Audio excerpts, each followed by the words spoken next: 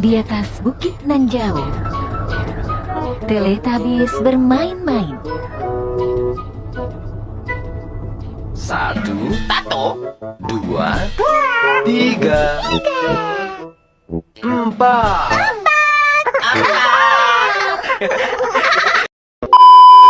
Halo semuanya, pada kesempatan kali ini kami akan menjelaskan 10 prinsip ekonomi.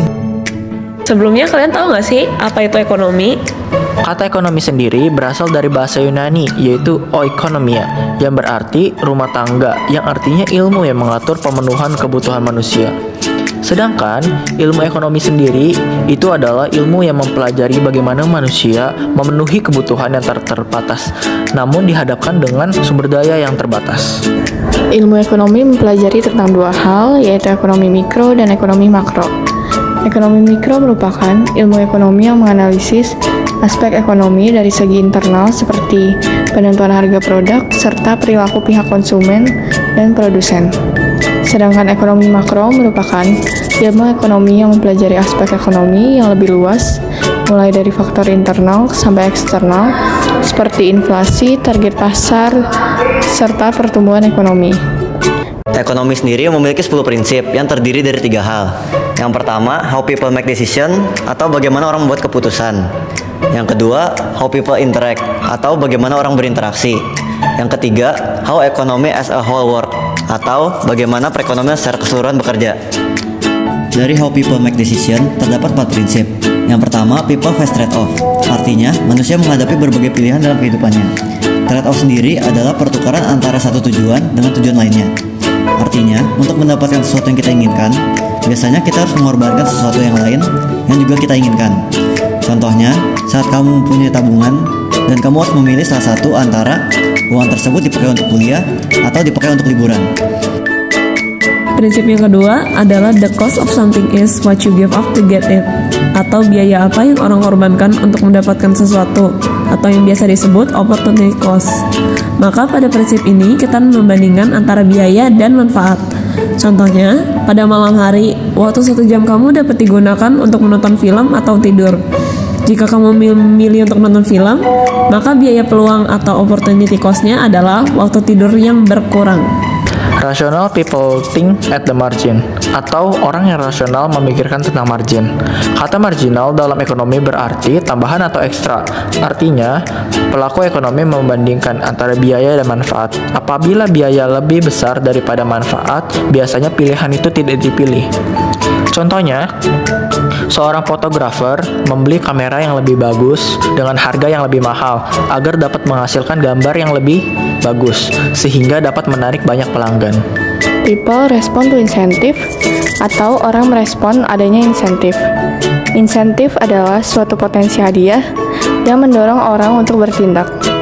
Orang merespon adanya insentif berarti perilaku seseorang yang bisa berubah ketika adanya dorongan berupa keuntungan atau ancaman kerugian. Insentif tidak selalu berbentuk uang, tapi juga bisa berupa waktu, nilai, pujian, diskon, atau hukuman.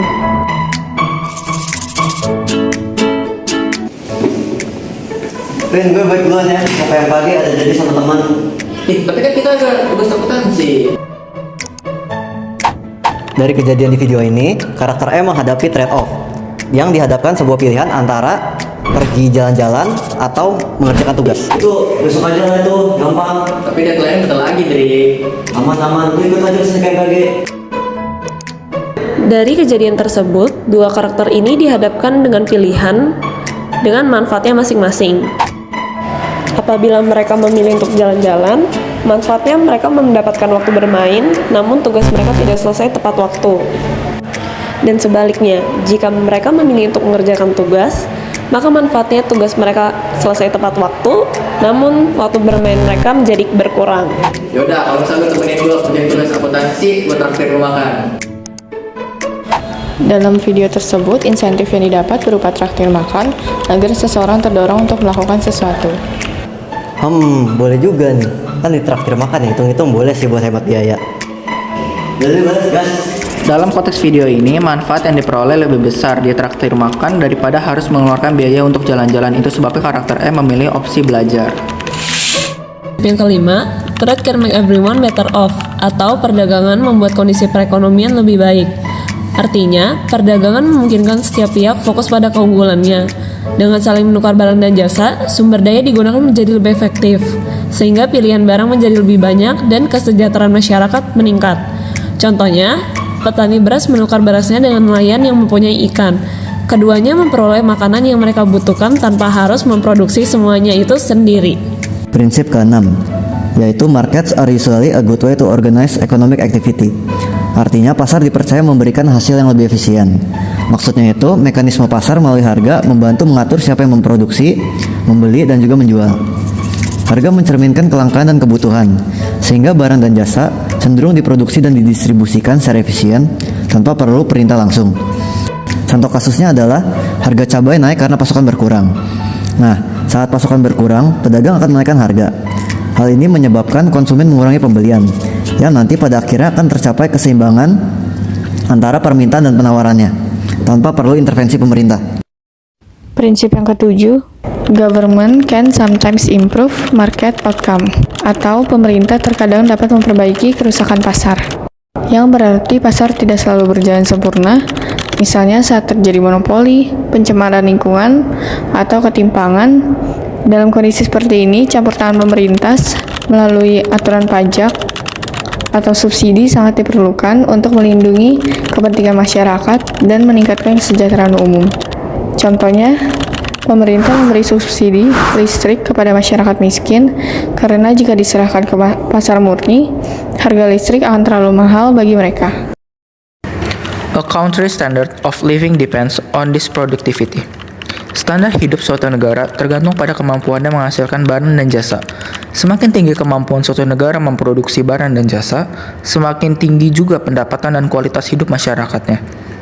Salah satu contohnya adalah Amerika yang dapat memproduksi barang dan jasanya sendiri, sehingga tidak tergantung kepada negara lain. Prinsip ke-9, price rise when the government prints too much money or inflation, atau harga-harga naik ketika pemerintah mencetak terlalu banyak uang atau inflasi. Artinya, jika jumlah uang beredar meningkat lebih cepat daripada jumlah barang dan jasa, nilai uang menurun sehingga harga-harga menjadi lebih mahal. Contohnya, Zimbabwe adalah salah satu negara paling terkenal dari hiperinflasi modern, karena pemerintahnya mencetak uang secara besar-besaran untuk membiayai pengeluaran negara, sehingga Zimbabwe hampir kehilangan seluruh nilai mata uangnya. Society face a short-term trade-off between inflation and unemployment. Masyarakat menghadapi trade-off jangka pendek antara inflasi dan pengangguran. Dalam jangka pendek, upaya menurunkan pengangguran sering menyebabkan inflasi naik, sedangkan menekan inflasi bisa meningkatkan pengangguran sementara.